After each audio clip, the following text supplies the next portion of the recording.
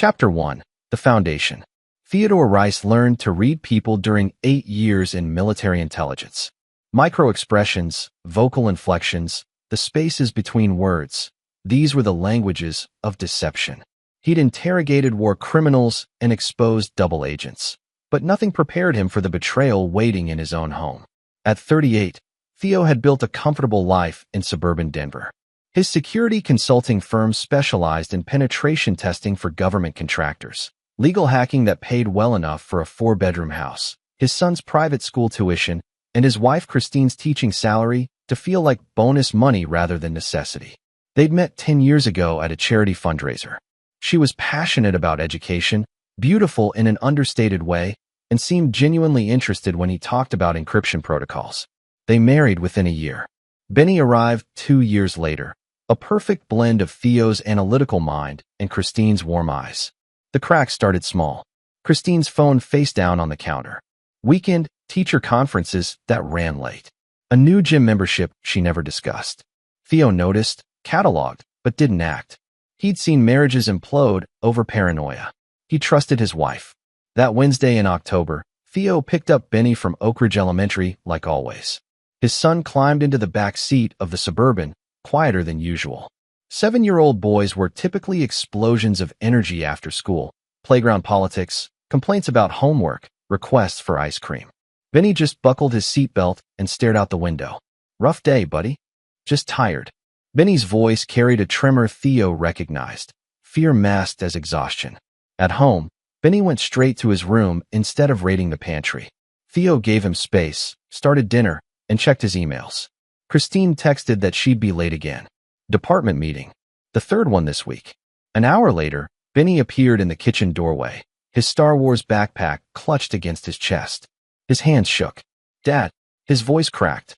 I need to show you something. Theo knelt to eye level. What's wrong? Benny unzipped the backpack with fumbling fingers and pulled out his school-issued tablet.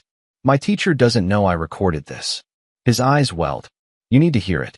Cold dread pooled in Theo's stomach as Benny navigated to the voice recorder app. The boy's fingers hovered over the play button.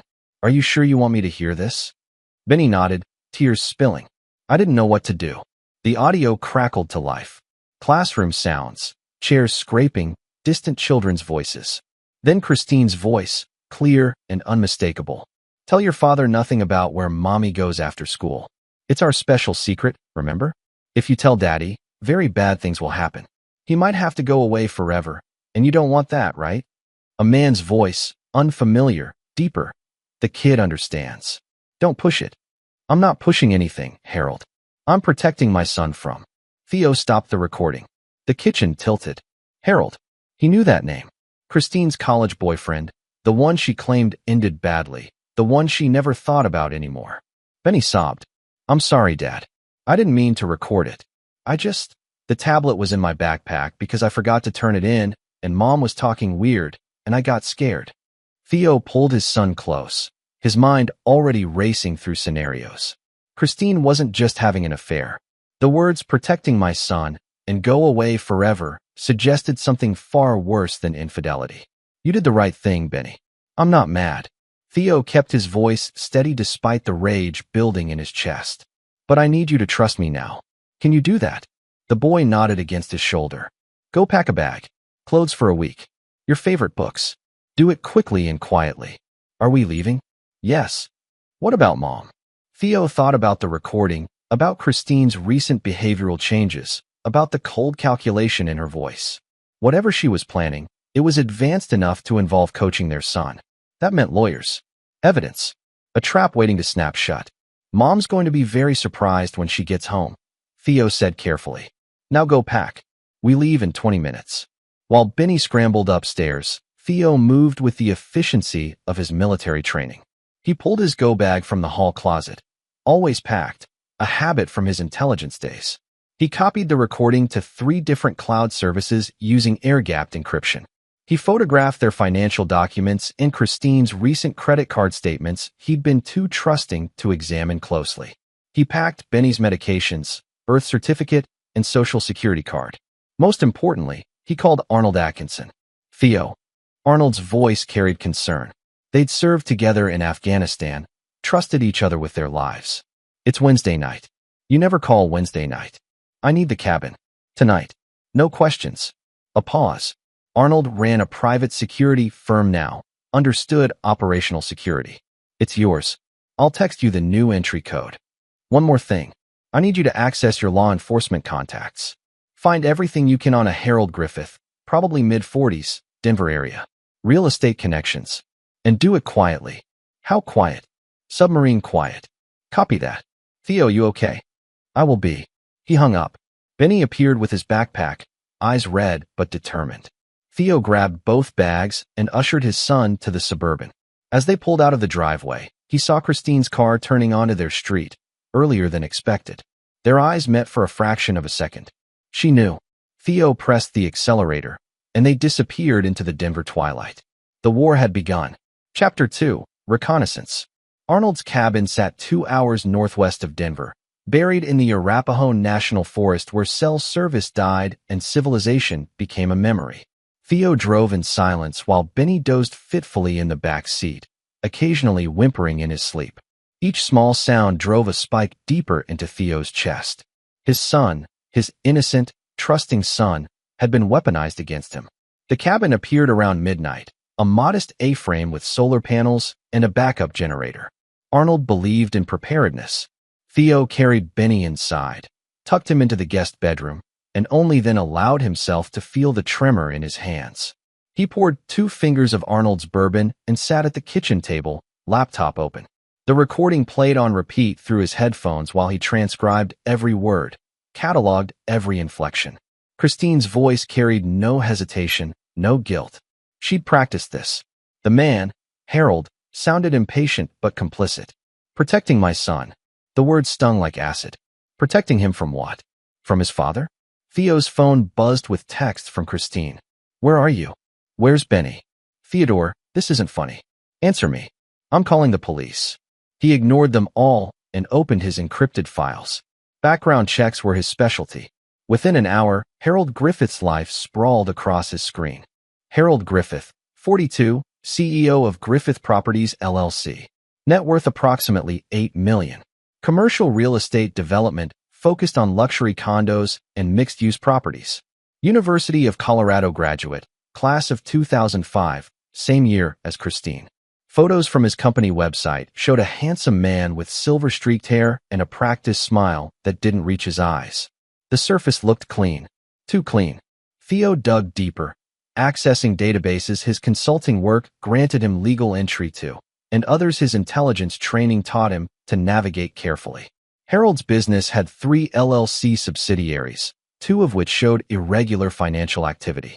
Large cash transfers to offshore accounts. Properties purchased through shell companies. Not quite illegal, but the pattern screamed money laundering. A car door slammed outside. Theo's hand moved to the Glock 19 in his go bag, then relaxed as Arnold's familiar silhouette appeared in the window. His old friend entered using his own key, carrying a banker's box, and wearing the grim expression of someone bearing bad news. You look like hell, Arnold said, setting the box on the table. He was built like a fire hydrant, 5'9" of compressed muscle with a shaved head and a scar bisecting his left eyebrow from Kandahar. Found something. Always do. Arnold pulled files from the box. Harold Griffith is dirty, but he's careful dirty. The real estate development is legitimate enough. The problem is what he does with the profits. He spread surveillance photos across the table. These were taken by Denver PD's organized crime unit. They've had him on their periphery for 2 years, but can't make anything stick. He's connected to the Cordova family, Mexican cartel adjacent, specializing in moving pharmaceutical fentanyl through legitimate real estate transactions. Theo studied the photos. Harold meeting with known associates at expensive restaurants. Harold touring construction sites with men whose rap sheets included trafficking charges. So he's a criminal. A smart one. Everything's insulated through lawyers and LLCs. But here's where it gets personal. Arnold pulled out a different folder. 3 months ago, Christine Rice started appearing in surveillance photos. Coffee meetings with Harold. Lunch at the Halcyon Hotel. Twice they entered the same penthouse suite within 5 minutes of each other.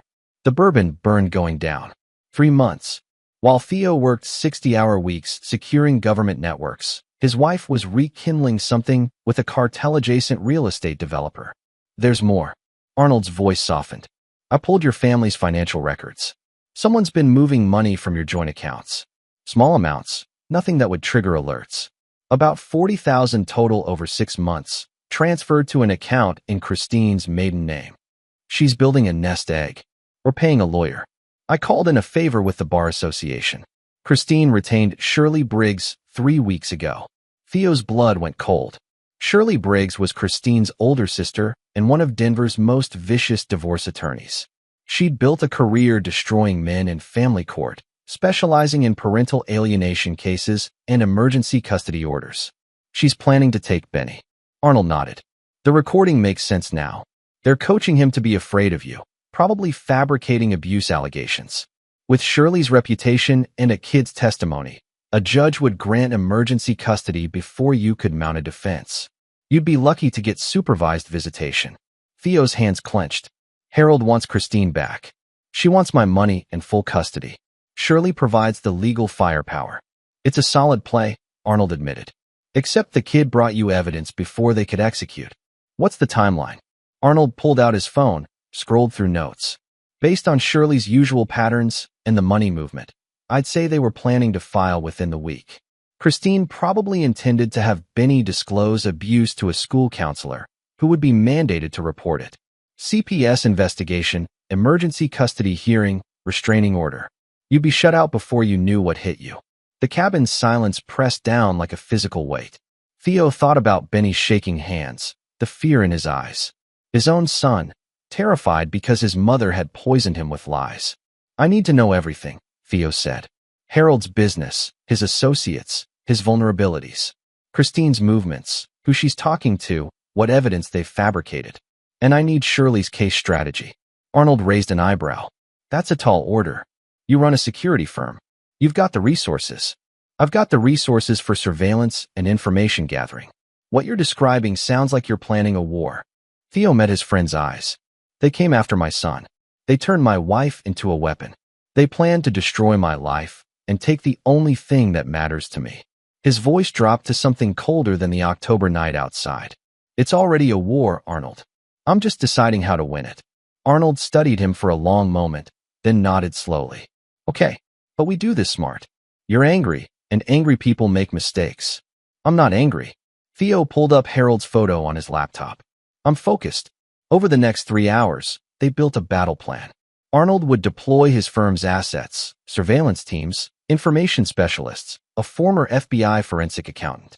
They'd map Harold's organization, identify weak points, gather evidence of his criminal activities. Simultaneously, they'd document Christine's affair and her conspiracy to fabricate abuse allegations. But evidence alone wouldn't be enough. Theo knew how the system worked. Even with proof of Christine's machinations, family courts favored mothers. Harold's money could buy lawyers who'd drag out proceedings for years, bleeding Theo dry while Benny suffered in the middle. No, this required a different approach. I'm going to destroy him, Theo said as dawn crept through the windows. Not just beat him in court. I'm going to dismantle everything Harold Griffith has built, everyone he's corrupted, every lie he's sold. And when I'm done, he'll wish he'd never heard Christine's name.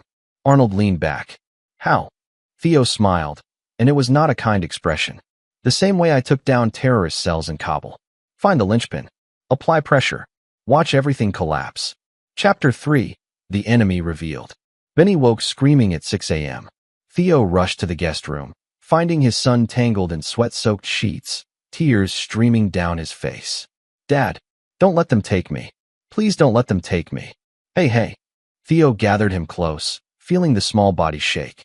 Nobody's taking you anywhere. You're safe. Mom said. She said if I didn't say the right things, bad men would take you away and I'd never see you again. Benny's words tumbled out between sobs. She made me practice. Over and over. About how you get angry and hit things and scare me. Rage blazed through Theo's veins, but he kept his voice gentle. Did I ever hit you, Benny? No, never. But Mom said I had to say it or the judge wouldn't believe me, and then the bad men would win. The boy looked up with red-rimmed eyes. I didn't understand. I thought I was protecting you. Theo's heart shattered. Christine had weaponized their son's love for him, twisted it into a tool for his own destruction. You didn't do anything wrong. Your mom, she's confused right now. But I promise you, we're going to fix this. After Benny calmed down and fell back asleep, Theo found Arnold in the kitchen brewing coffee and reviewing surveillance photos on his tablet. The kid okay? She coached him to testify that I'm abusive. Theo's voice was flat, emotionless, the same tone he'd used reporting casualties in Afghanistan. Practice scripts. Promised him he was protecting me. Arnold's jaw clenched. That's parental alienation. Documented, it could flip custody. Could. Might. Maybe. Theo poured coffee with steady hands. I'm done gambling with my son's life. What did your people find? Arnold pulled up a series of photos. Christine spent last night at the Halcyon Hotel, penthouse suite. Harold was already there. This morning, they had breakfast with Devin Pena. He's a private investigator, specializes in manufacturing evidence for divorce cases. He's been sued 3 times for witness tampering, settled each time out of court. So they're building their case. More than that, Arnold swiped to a new set of images. Pena spent yesterday installing cameras at your house. Bedroom, bathroom, Benny's room. My guess? They're planning to catch you doing something they can spin. Or they'll just fabricate footage entirely. He's done it before. Theo absorbed this. The home he'd built, violated. Every private moment potentially recorded and weaponized. There's something else. Arnold's expression darkened. I had my forensic accountant dig into Harold's finances. She found something interesting. 2 years ago, Harold purchased a commercial property in Aurora through a shell company. 6 months later, the building burned down. Insurance paid out $2 million. The fire inspector ruled it accidental, but the investigator who originally called it arson? He retired 2 weeks later with a sudden windfall and moved to Mexico. Arson for insurance fraud. Suspected, never proven. But here's where it connects to you. Arnold pulled up bank records. The shell company that owned that property? It's registered to an offshore account in the Caymans. My accountant traced the ownership structure. On paper, it eventually leads back to a US-based trust. Guess whose name is on that trust? Mine. Yours. Created 6 months ago using forged documents and your stolen personal information.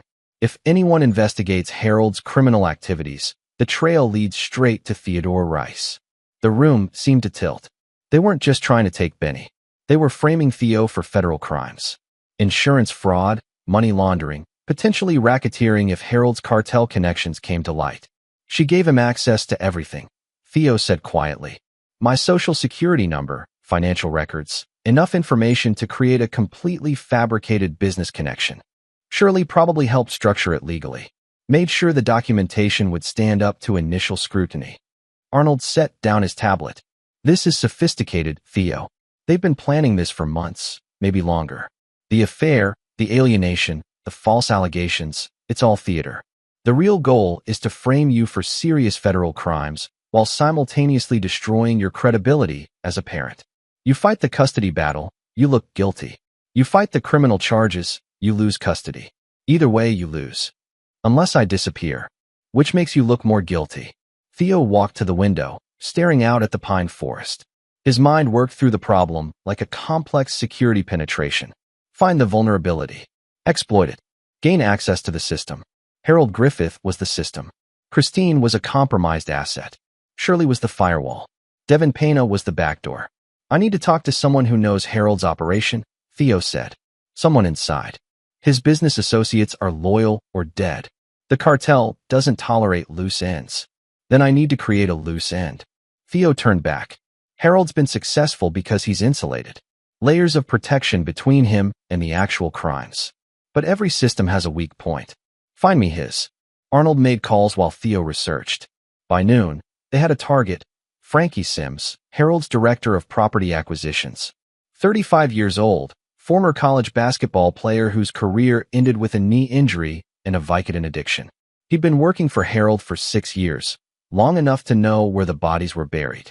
More importantly, Frankie had a younger sister, Melanie Sims, struggling single mother with a 10-year-old daughter.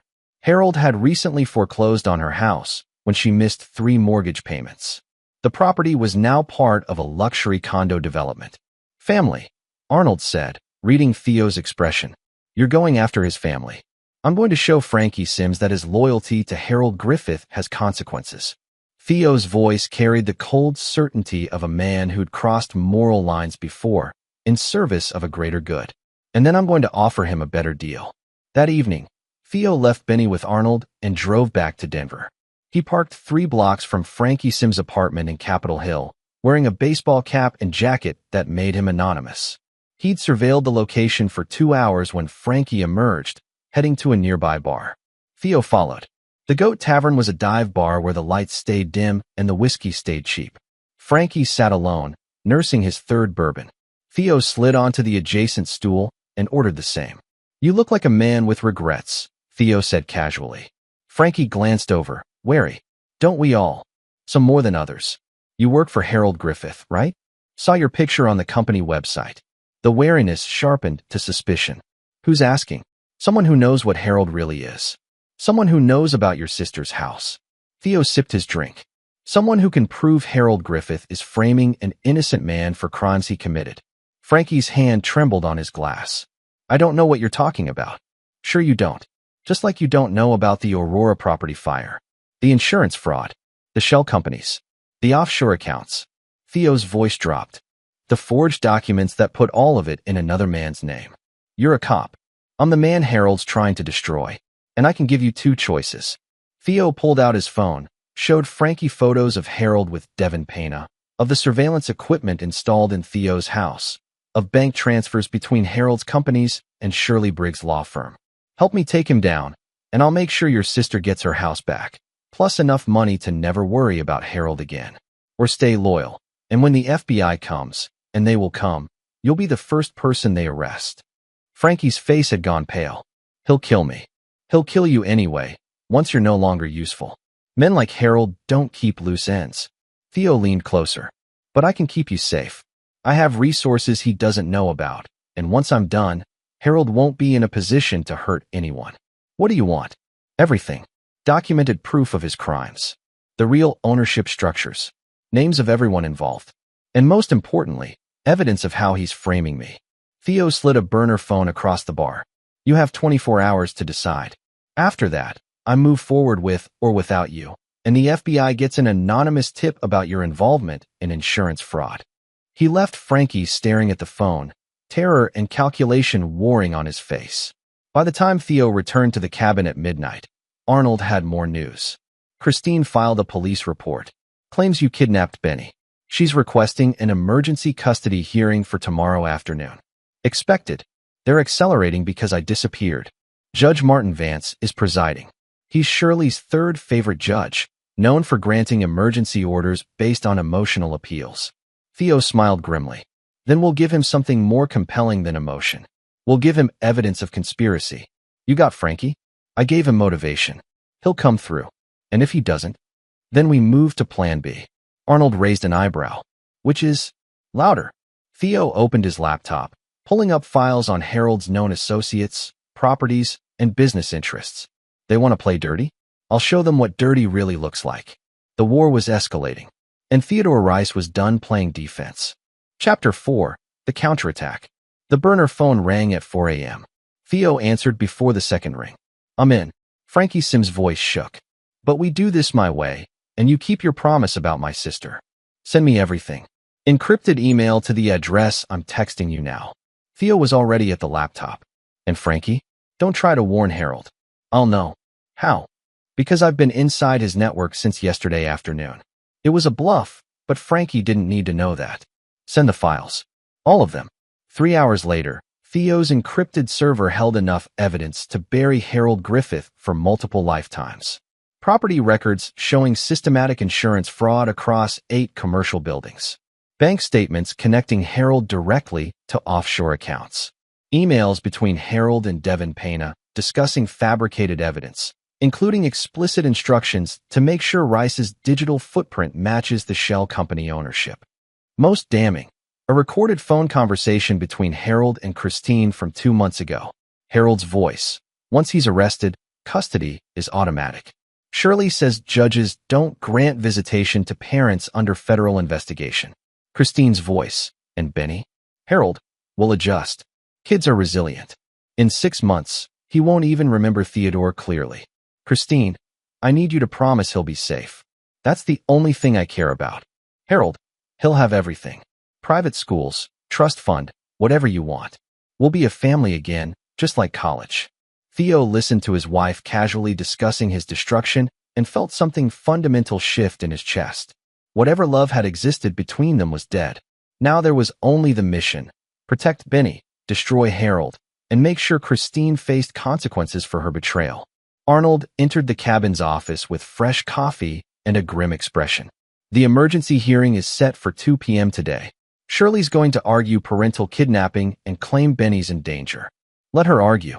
Theo uploaded the files to 3 different secure cloud services. We're not showing up to that hearing. That's a mistake. The judge will issue a warrant. Good. Let him issue it. Theo pulled up a different screen showing financial transactions between Shirley Briggs' law firm and Harold's companies. While they're focused on me being a fugitive, I'm going to hit them where it hurts, which is everywhere at once. Theo's plan unfolded with military precision. First, he contacted the FBI's Financial Crimes Division through an anonymous tip line, providing a comprehensive dossier on Harold's insurance fraud and money laundering. The evidence was too solid to ignore: shell companies, forged documents, offshore accounts, all meticulously documented by Frankie's years of record-keeping. Second, he sent the recorded conversation between Harold and Christine to Denver's Channel 9 News, along with a written summary of the conspiracy to frame an innocent man and fabricate child abuse allegations. The media loved corruption stories, especially when they involved wealthy real estate developers and unethical lawyers. Third, and most personally satisfying, he targeted Devin Pena.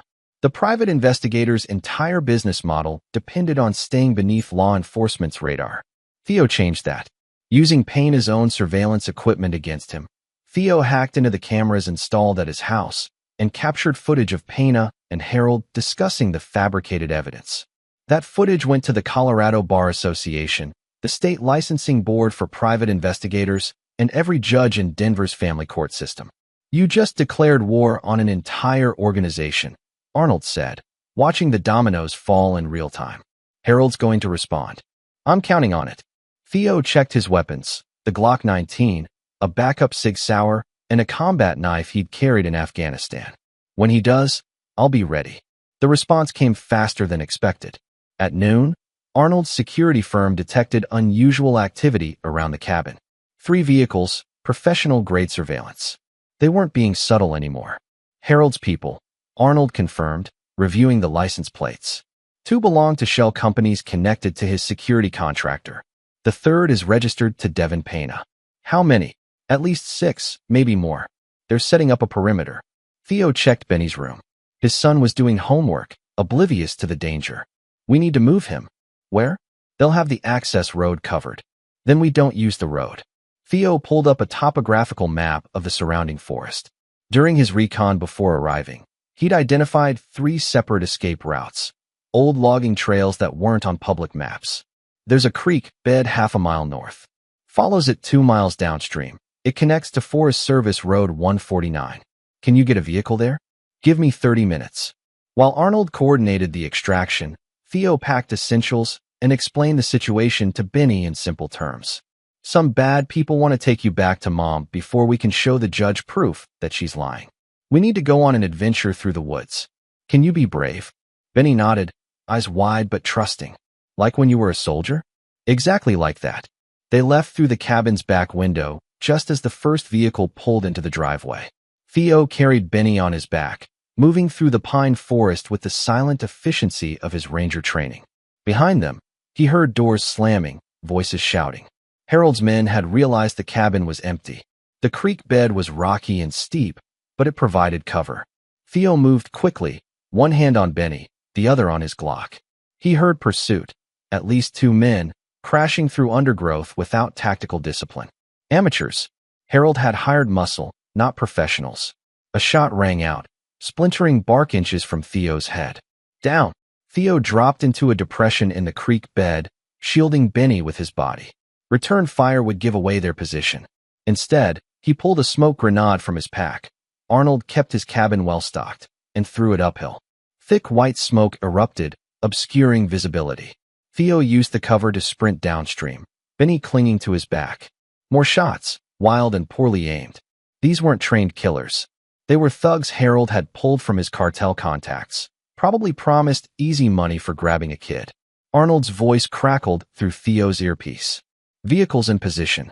200 meters ahead, north side of the creek. Taking fire. At least 2 hostiles. Want backup? Negative. Get Benny to safety. I'll handle this.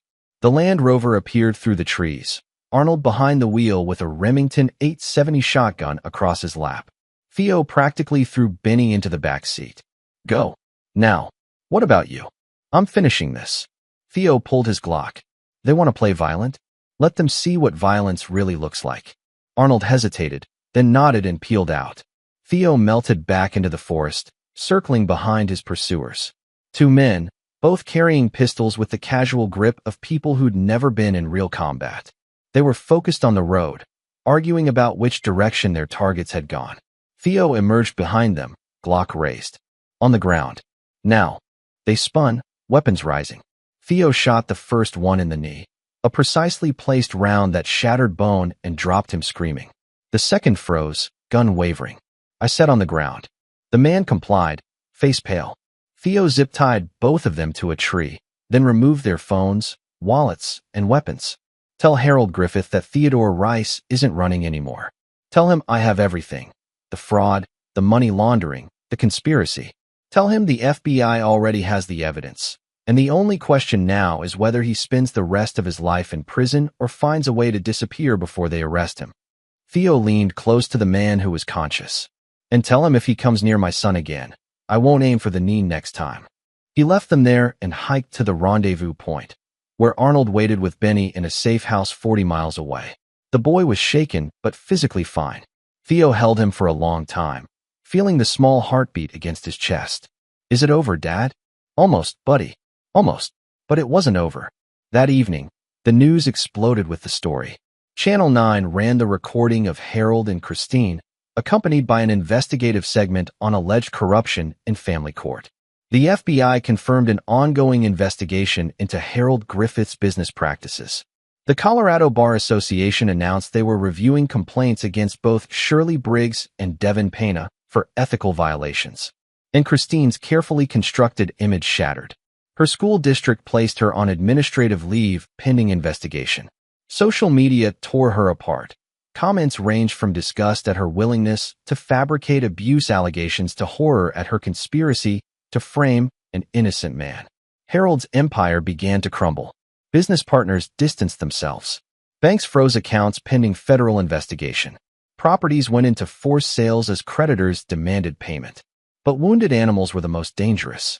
At midnight, Theo's phone rang from an unknown number. He answered. You should have stayed gone. Harold Griffith's voice was cold, controlled. Now you've made this personal. It was always personal. You tried to take my son. And I still will. You think the FBI scares me? You think media coverage matters? I've been building contingencies for years. Offshore accounts you'll never find. Properties in countries without extradition. By this time tomorrow, I'll be somewhere your reach can't extend. Run then. Spend the rest of your life looking over your shoulder. Oh, I'm not running alone. Harold's voice took on a cruel edge. Christine's coming with me. And once we're settled, I'll file for custody from a country that doesn't care about your American evidence. We'll get Benny eventually. Might take years, but we're patient. You really think she'll go with you? Now that everything's public, she doesn't have a choice. I made sure of that months ago. The trust fund in your name also has her signature on certain documents. If I go down for fraud, she goes down with me. So yes, she'll run. And she'll spend the rest of her life hating you for forcing her into exile. The call ended. Theo sat in the darkness, processing. Harold had another contingency. Of course he did. Men like him always had escape routes. But Theo had one advantage Harold didn't know about. He'd been planning longer. Chapter 5, The Trap. Frankie Sims provided the final piece of information Theo needed. Harold maintained a private hangar at Centennial Airport, leased through yet another shell company. Inside sat a Learjet 45, fueled and ready for immediate departure. He'd used it before to transport business associates to Mexico and Central America, always with filed flight plans that looked legitimate.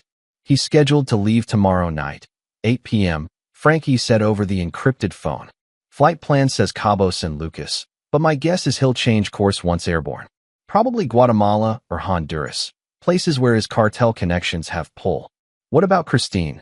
She doesn't know yet. Harold plans to pick her up 2 hours before departure. Doesn't want to give her time to change her mind. Will she go? Frankie paused. From what I've seen, she's terrified. She knows she's complicit now. Going with Harold might be her only option to avoid prosecution. Theo thanked him and ended the call. Arnold sat across the safe house kitchen table, cleaning his Remington. You're thinking about stopping that plane? Arnold said. It wasn't a question. If they leave the country, I lose everything. Harold has resources internationally. He could drag out custody battles for years, maybe decades. Benny would grow up in legal limbo. So you stopped them here? I stopped them here. How? Theo pulled up schematics of Centennial Airport. The hangar's in a private section, minimal security. Harold's confident. He thinks I'm still playing defense.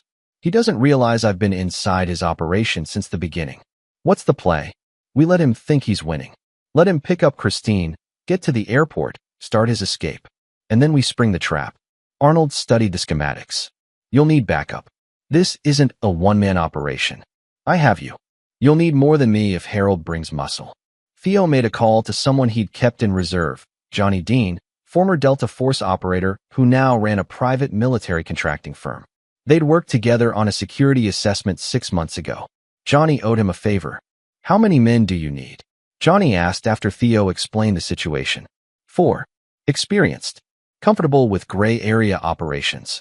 I can have them in Denver by tomorrow afternoon.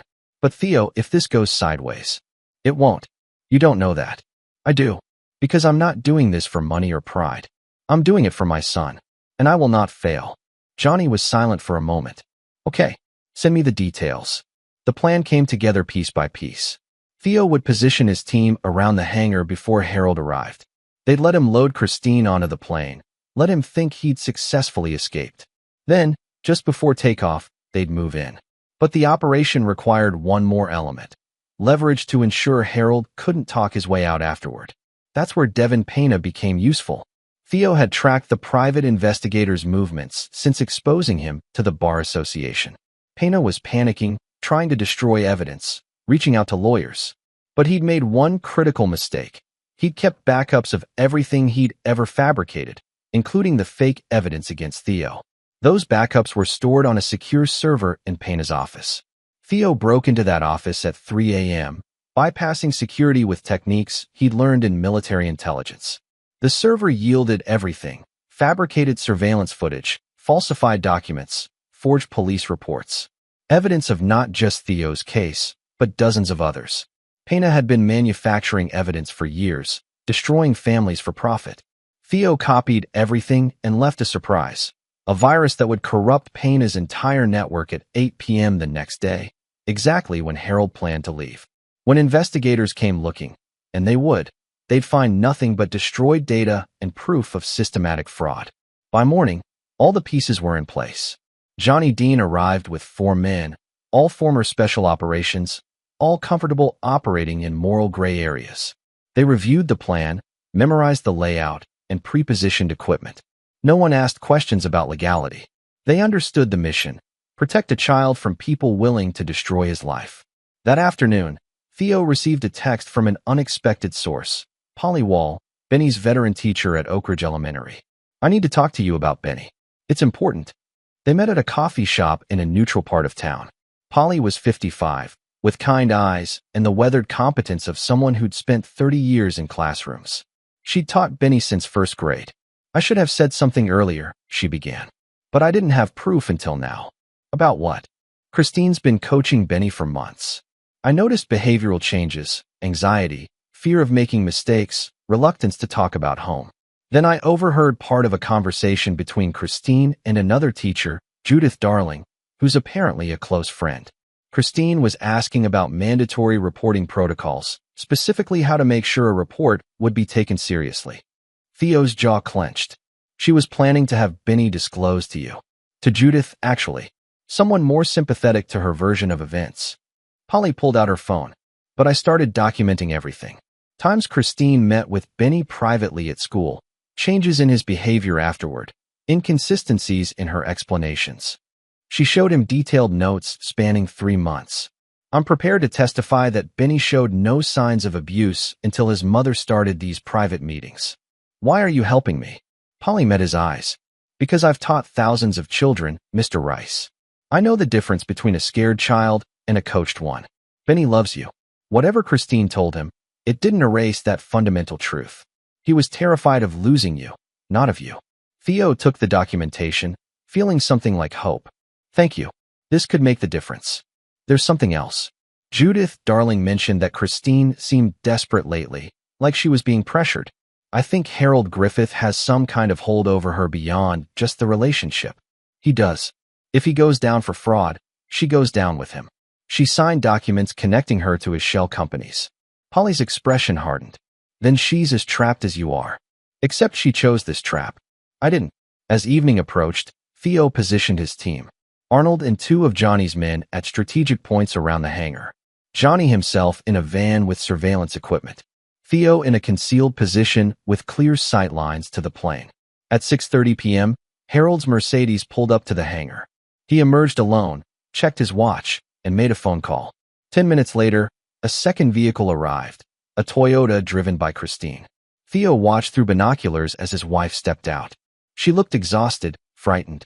Harold spoke to her urgently, gesturing toward the plane. She shook her head. He grabbed her arm. They argued. Finally, Christine seemed to collapse. She nodded, shoulders sagging. Harold led her toward the Learjet. Targets loading. Theo murmured into his throat mic, stand by. The plane's engine started. Harold climbed aboard behind Christine. Through the cockpit window, Theo could see the pilot running through pre-flight checks. They're preparing for departure, Johnny reported from the van. Towers cleared them for takeoff in 15 minutes. Theo waited. Patience was a weapon. Let them feel safe. Let Harold relax. The plane began taxiing toward the runway. Now, Theo commanded. Arnold's truck pulled directly into the taxiway, blocking the path. Johnny's van appeared from the other direction. The Learjet stopped, engines whining. Theo emerged from cover, flanked by 2 of Johnny's operators. They approached the plane with weapons drawn but pointed low, not threatening, just visible. Harold appeared in the doorway, face twisted with rage. You have no authority here. This is private property. FBI. A new voice cut through the night. Special Agent Manuel Reed emerged from an unmarked vehicle, badge raised. Harold Griffith, you're under arrest for wire fraud, money laundering, and conspiracy to commit insurance fraud. Behind him, 4 more federal agents appeared, weapons drawn. Harold's face went white. You can't. I have lawyers. Your lawyers are going to need lawyers, Reed said. We've been building this case for months. Your employee Frankie Sims has been cooperating since last week, providing documentation of criminal activities dating back 6 years. Step off the aircraft. Now. Christine appeared behind Harold, tears streaming down her face. She looked at Theo standing in the shadows and something broke in her expression, recognition of what she'd lost, what she'd destroyed. Benny, she whispered. Please, I need to see Benny. You'll see him in court, Theo said. His voice carried no sympathy, no residual affection. Where you'll explain to a judge why you tried to fabricate abuse allegations and frame me for federal crimes. I didn't, Harold made me. You had choices, Christine. You chose wrong. Repeatedly. Agents led Harold off the plane in handcuffs. He was still threatening lawsuits, still convinced his money could buy escape. He didn't understand yet that it was over. Christine collapsed on the tarmac, sobbing.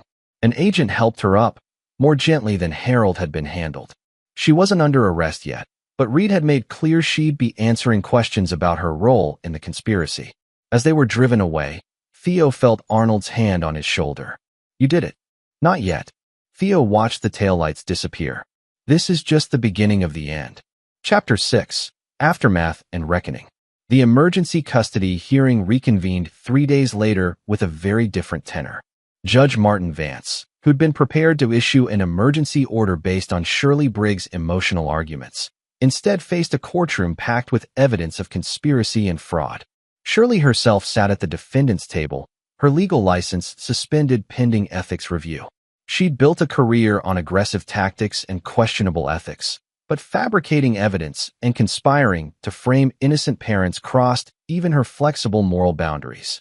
The Colorado Bar Association's investigation had uncovered patterns, at least 7 cases where she'd worked with Devin Pena to manufacture abuse allegations. Christine sat alone on the opposite side, without legal representation. Her sister had abandoned her once the ethics charges came down. Every lawyer she'd contacted had refused the case. Representing someone caught on tape discussing fabricated abuse allegations was career suicide. Theo entered with a team of 3 attorneys led by Nancy Cornell, a family law specialist with a reputation for demolishing false allegations. Benny stayed with Arnold in a secure location, spared from the courtroom drama. Judge Vance reviewed the evidence with increasingly dark expressions. The recording of Christine coaching Benny to lie, the documented conspiracy with Harold Griffith, Polly Wall's testimony about behavioral changes, financial records showing Christine's complicity in Harold's schemes. Mrs. Rice, the judge finally said, "Do you dispute any of this evidence?" Christine's voice was barely audible. "No, Your Honor. Do you have anything to say in your defense?" She looked up, eyes red from crying. "I thought I was protecting Benny.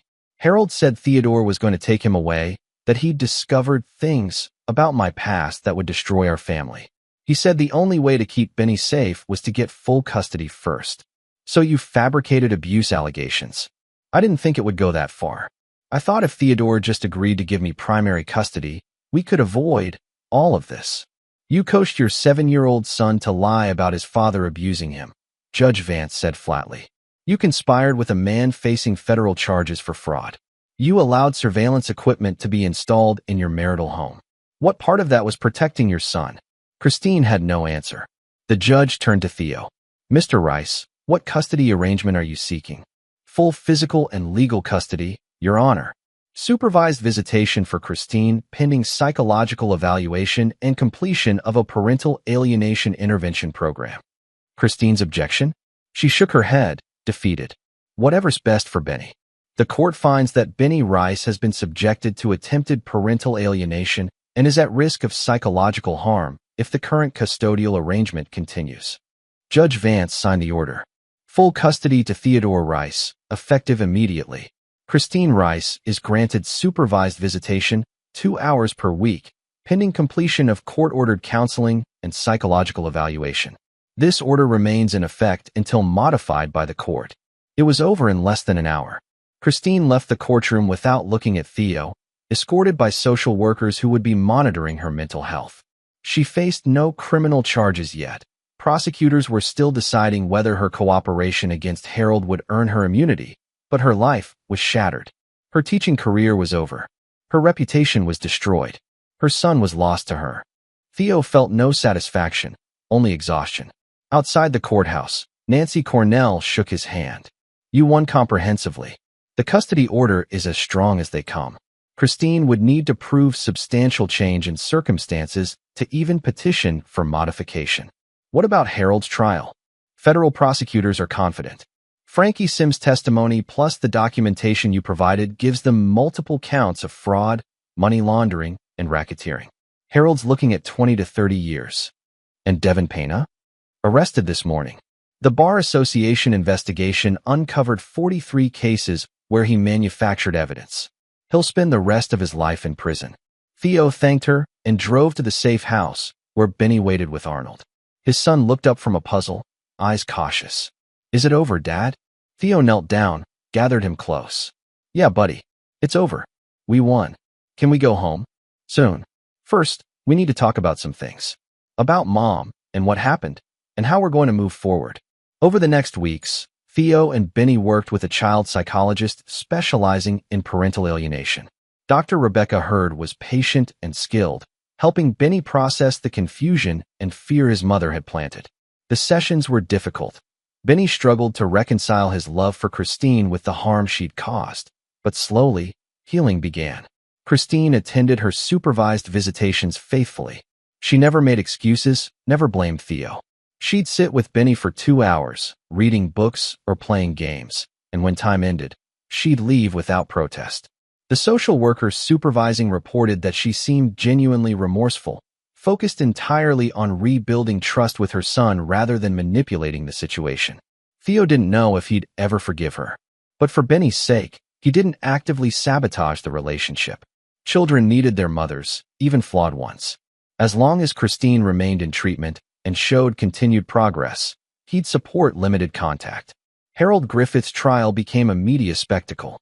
The evidence was overwhelming. Frankie Sims testified for 3 days, documenting years of systematic fraud. The forged documents connecting Theo to Harold's shell companies were exposed and discredited. The jury deliberated for less than 4 hours before returning guilty verdicts on all counts. Harold showed no remorse, even during sentencing. He glared at Theo across the courtroom as Judge Adriana Shepard handed down 35 years in federal prison. "You think you won," Harold said as marshals led him away. "But Christine still loves me. Always has.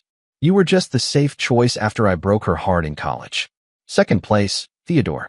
That's all you'll ever be." Theo smiled coldly. "Second place got the custody, Harold. Enjoy prison."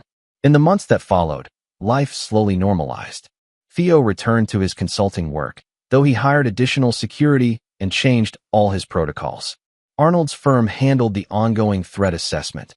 Harold had connections, and even from prison, he might try retaliation. Benny enrolled in a new school, started therapy, and gradually returned to being a happy 7-year-old. He had nightmares sometimes, but they grew less frequent. The recording that had started everything remained on Theo's encrypted server, a reminder of how close they'd come to destruction. Polly Wall visited occasionally, checking on Benny's progress. She'd retired from teaching after the scandal broke, disgusted by how Christine had weaponized the school system. But she cared about her former student and wanted to ensure he recovered. "He's resilient," she told Theo during one visit. "Children are. But you did the right thing, fighting for him the way you did. I didn't have a choice. You had lots of choices. You could have given up. Could have let the system crush you. Could have run and lived as a fugitive. But you fought smart, and you fought hard, and you won." Benny will understand that someday. 6 months after the custody hearing, Christine requested a modification to allow unsupervised visitation. The court-appointed evaluator recommended against it. While she'd made progress in therapy, the risk of reinitiating alienation behaviors remained too high. Christine accepted the decision without appeal. She'd moved to a small apartment in Boulder, taken a job as a tutor, and attended weekly therapy. She wrote Benny letters he sometimes read, sometimes didn't. She sent birthday presents he sometimes accepted, sometimes refused. She existed in his life as a peripheral figure, someone who'd once been central but had destroyed that position through her own choices. Theo didn't know if she'd ever fully rebuild the relationship. That was Benny's decision to make, and he'd support whatever his son chose. One evening, nearly a year after the recording incident, Benny came to Theo with a question. "Dad, why did Mom do it?" They sat on the back porch, watching the sunset. Theo considered his answer carefully. "People make bad choices sometimes. They convince themselves they're doing the right thing for the wrong reasons. Your mom thought she was protecting you, but she was really protecting herself from consequences. Do you still love her?" "I love who she used to be, or who I thought she was. The person who did those things to us. I don't love that person. Do you think she still loves you?" "I think she regrets what she lost. Whether that's the same as love, I don't know." Benny was quiet for a moment. "I'm glad we didn't go with her that night, when you made us leave." "Me too, buddy. Me too." Chapter 7. The Final Move. 18 months after Harold Griffith's conviction, Theo received an unexpected message through his attorney. Harold wanted to talk. No lawyers, no recording, just a conversation between two men who destroyed each other's lives. "It's a trap," Arnold warned when Theo mentioned it. "He's been in prison long enough to build connections, plan something. Maybe, but I want to hear what he has to say." The meeting took place at FCI Englewood, a federal prison 40 minutes from Denver. Theo passed through multiple security checkpoints before reaching the visiting room where Harold waited, wearing an orange jumpsuit that hung loose on his diminished frame. Prison had aged him. The silver-streaked hair was now mostly gray, the practiced smile replaced by hard lines. They sat across a metal table, guards watching from a distance. "You look good," Harold said. "Custody must agree with you. Say what you need to say, Harold. I'm not here for small talk." "Fair enough." Harold leaned back. "I've had a lot of time to think in here. About choices, consequences, the way things fell apart. And I realized something. We're not so different, you and me. We're nothing alike. Aren't we? We both wanted the same thing, Christine and a family. We both were willing to break rules to get it. The only difference is I got caught, and you didn't. I didn't break rules. I defended myself and my son. You broke into Devin Payne's office, illegally obtained evidence, coordinated an armed confrontation at the airport, shot one of my men. Harold smiled without humor. You broke plenty of rules, Theodore. You just broke them more intelligently than I did. Theo said nothing. There was truth in the accusation, and they both knew it. Here's what I want, Harold continued. Christine's drowning. Lost her career, her reputation, most of her friends. She's paying for my mistakes as much as her own. I want you to ease up on the custody restrictions. Let her see Benny without supervision. Give her a chance to rebuild that relationship. Why would I do that? Because I'm going to give you something in return. Information you need. About what? Harold pulled a folded paper from his jumpsuit pocket. Shirley Briggs didn't work alone on the conspiracy. There was someone else involved, someone who helped structure the legal framework to frame you. Someone currently practicing law who's planning to try again. Theo's blood went cold. Who? First, promise me you'll consider modifying the custody arrangement. Christine suffered enough.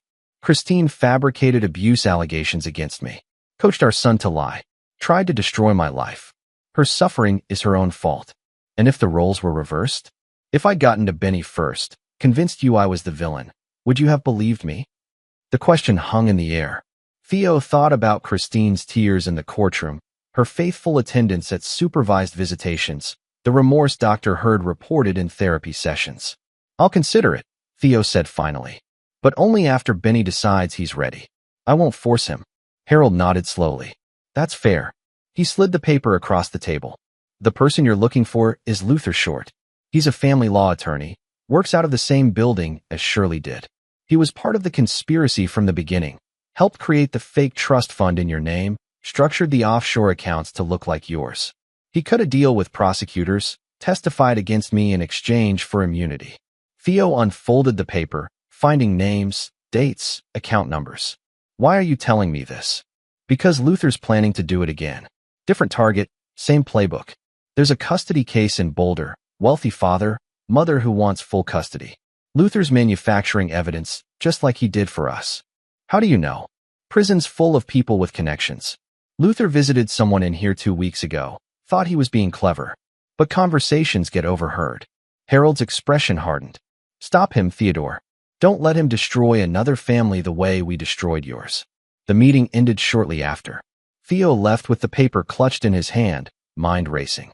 If Harold was telling the truth, another father was about to experience the nightmare Theo had survived. Arnold verified Harold's information within 48 hours. Luther Short was indeed representing a client in Boulder, Isabel Brooks, seeking full custody of her 9-year-old daughter from her ex-husband, Jared Goldstein. The case followed a familiar pattern: allegations of emotional abuse, claims of inappropriate behavior, a child's testimony that seemed coached. Goldstein's being set up, Arnold confirmed. Same methodology as your case. Fabricated evidence, manufactured witness statements, probably forged documents connecting him to something illegal. We need to stop it. How? We can't just approach Goldstein without looking like conspiracy theorists. And going to the authorities without proof just makes Luther more careful. Theo thought about Benny's face when the recording started playing. About the fear and confusion in his son's eyes. About nearly losing everything because people were willing to weaponize children for profit. Then we get proof. Over the next month, Theo and Arnold conducted surveillance on Luther Short with the same precision Theo had used against Harold. They documented meetings with Devin Payne's former associates. Apparently, the private investigators' network hadn't completely dissolved. They tracked financial transfers between Luther's firm and suspicious shell companies. They identified patterns of fabricated evidence across multiple cases. And they found Luther's weakness: arrogance. Luther believed he was untouchable because he'd testified against Harold. He thought his immunity deal protected him from investigation. He was wrong. Theo arranged to meet Jared Goldstein at a coffee shop in Boulder. The man looked exhausted, desperate, the same expression Theo had worn during his darkest moments. Mr. Goldstein, my name is Theodore Rice. 18 months ago, I went through what you're going through now. False allegations, fabricated evidence, a conspiracy to take my son. Jared's eyes widened. I remember your case. It was all over the news. The people who tried to destroy me included an attorney named Luther Short. He cut a deal with prosecutors and walked free. Now he's doing the same thing to you. Luther's working with my ex-wife's attorney, but I don't have any proof. I do. Theo slid a folder across the table. Documentation of fabricated evidence in your case and 5 others. Patterns of financial transactions between Luther and people known for manufacturing testimony. Everything you need to file a complaint with the Bar Association and potentially the FBI. Jared opened the folder, hands shaking as he reviewed the contents. Why are you helping me? Because I know what it's like to feel powerless while people destroy your relationship with your child. Because my son was 7 when they tried to turn him against me, and your daughter's 9, and I won't let another kid go through that. Theo met his eyes. Fight back, Mr. Goldstein. Use this evidence. Expose Luther Short for what he is. Make him pay for what he's trying to do to you. Jared took the folder, tears streaming down his face. Thank you. God, thank you. Don't thank me yet. Win your custody case. Protect your daughter. That's the only thanks I need. Luther Short was arrested 6 weeks later, charged with conspiracy to commit fraud and witness tampering. The Bar Association suspended his license pending criminal proceedings. The FBI opened investigations into 12 custody cases he'd worked on, finding patterns of systematic evidence fabrication. Jared Goldstein won full custody of his daughter after the fabricated allegations collapsed under scrutiny. He sent Theo a photo of them together at her 10th birthday party, both smiling. And Theo felt something he hadn't felt in nearly 2 years: genuine peace. Chapter 8. Reconciliation. Benny turned 9 in April. The party was small, just close friends and Arnold's family, no relatives from Christine's side. She'd been allowed to attend for 2 hours, supervised, bringing a present Benny opened with cautious hope. A first edition of his favorite book series, something she'd remembered from before everything fell apart. Thanks, Mom, he said quietly. You're welcome, sweetheart. Christine's voice trembled. I hope you enjoy them. They sat together for a while, reading the first chapter aloud. Theo watched from the kitchen, noting how carefully Christine maintained boundaries, how she didn't push for affection or make promises she couldn't keep. The therapy was working. She was genuinely trying to repair the damage. Later, after guests left and Benny was in bed, Christine approached Theo. Can we talk? Just for a minute. They sat on the back porch, the same spot where Benny had asked why she'd done it. Denver's spring air was cool but pleasant, carrying the scent of blooming lilacs from the neighbor's yard. I know I don't deserve your forgiveness, Christine began. I know what I did was unforgivable, but I want you to know that I see it now. How wrong I was. How much I hurt you both. What changed? Therapy. Time. Losing everything. She smiled bitterly. Turns out hitting rock bottom is clarifying. Harold spent years manipulating me, convincing me you were the problem. And I let him because it was easier than admitting I'd married the wrong person for the wrong reasons. Theo absorbed this. Did you ever love me? I did. I do in my own way. But I loved the safety you represented more than I loved you as a person. Harold was passion and chaos and everything that scared me after we broke up in college. You were stability and kindness and everything I thought I needed. But I never stopped wanting Harold, and when he came back, she trailed off. I made terrible choices. I prioritized my feelings over our son's well-being. I can't undo that. No, you can't. I don't expect forgiveness. I just want Benny to be okay. To know he's loved, even if I'm not the one providing that love anymore. Theo considered her words. Dr. Hurd says you've made significant progress, that you're genuinely working through the alienation behaviors. I am. I swear I am. Benny asked about unsupervised visits. Christine's breath caught. He did. Says he wants to go to the park with you. Just the 2 of you. Like you used to. Theo met her eyes. I told him we'd talk about it after his birthday. That I'd consider it if you continued showing progress. I'll do anything. Follow any guidelines you set. Supervised visitation becomes unsupervised day visits. For hours, twice a month. You pick him up, spend time together, and bring him back. No overnight stays until he asks for them. No introducing him to new relationships without my approval. And the first time, the very first time, you say anything negative about me or try to coach him about our custody arrangement, it stops permanently. I understand. Christine wiped tears from her face. Thank you, Theodore. I know I don't deserve this chance. You don't. But Benny does. He deserves a relationship with his mother, even if that mother made terrible mistakes. Over the following months, Christine rebuilt her life slowly. She completed therapy, took an online course in child development, and started volunteering at a literacy program. She attended Benny's soccer games from a respectful distance, cheering but not overwhelming him with attention. The unsupervised visits went well. Benny came home happy, talking about the museum they'd visited or the pizza they'd shared. He was cautiously optimistic about having his mother back in his life, though the relationship would never be what it was before. That was okay. Some things, once broken, could be repaired but never made whole. Harold remained in prison, his appeals exhausted. Theo received occasional messages through attorneys, Harold offering information about various criminal operations, trying to bargain for reduced sentences or better conditions. Theo ignored them all. Harold Griffith had no power anymore, no leverage, nothing to trade except increasingly desperate attempts at relevance. The real estate empire collapsed completely. Properties were auctioned to pay creditors and restitution to fraud victims. The Griffith property's name became synonymous with corruption and greed. Harold would die in prison, forgotten and irrelevant. Devin Payne fared even worse. The private investigator faced charges in multiple states as more fabricated evidence came to light. His methodical documentation of his own crimes, kept as insurance against clients, became his downfall. He received consecutive sentences totaling 68 years. At 57 years old, he'd never see freedom again. Luther Short accepted a plea deal, 15 years in federal prison in exchange for testimony against other corrupt family law attorneys. The scandal sent shockwaves through Colorado's legal community, leading to reforms in custody proceedings and stricter oversight of evidence presentation. Shirley Briggs lost her law license permanently. She moved to Oregon, took a job as a legal consultant for a firm that didn't Google her background carefully enough, and slowly faded from relevance. And Theo? He continued his security consulting work, raised his son, and learned to trust again, carefully and selectively.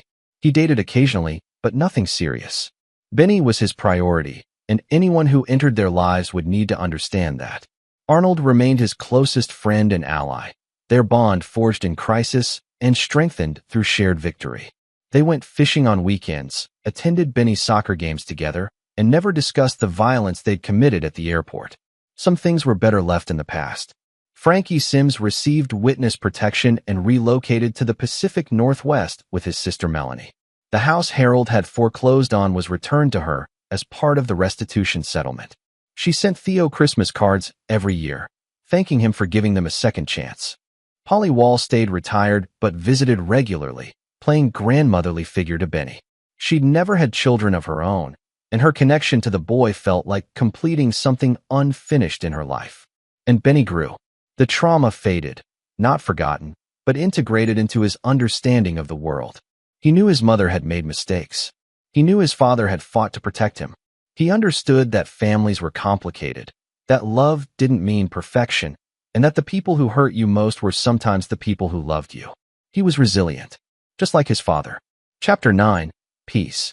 3 years after the recording that changed everything, Theo and Benny stood at a different airport, this time for vacation, not escape. They were heading to Yellowstone, just the two of them, for a week of hiking and camping.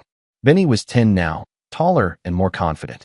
The fearful 7-year-old who trembled while showing his father a secret recording was gone, replaced by a boy who loved science and soccer and asked too many questions about everything. "Dad," Benny said as they waited to board, "can I ask you something?" "Always. Do you think Mom's really changed? Or is she just pretending until we trust her again?" Theo considered the question seriously. Benny deserved honesty, not platitudes. "I think she's changed. But people are complicated. She might have moments where old behaviors surface. That's why we're careful, why we have boundaries. Do you forgive her?" "I'm working on it. Forgiveness isn't a switch you flip, buddy. It's a process. Some days I'm closer than others." "I think I've mostly forgiven her," Benny said. "She made mistakes, but she's trying really hard to fix them." "You have a good heart, Ben. I get it from you." They boarded the plane, found their seats, and settled in for the flight. Theo watched his son pull out a book, a science fiction novel about space exploration, and felt profound gratitude. They'd survived. They'd won. Not just in court, not just against Harold and Christine and the conspiracy, but in the deeper sense of preserving what mattered. His phone buzzed with a text from Christine. Have an amazing trip. Tell Benny I love him. Thank you for letting me be part of his life again. Theo responded, Will do. Thanks for respecting the boundaries. It wasn't forgiveness, exactly, but it was peace. And that was enough. The plane lifted off, carrying them toward adventure and normalcy and a future that felt secure for the first time in years.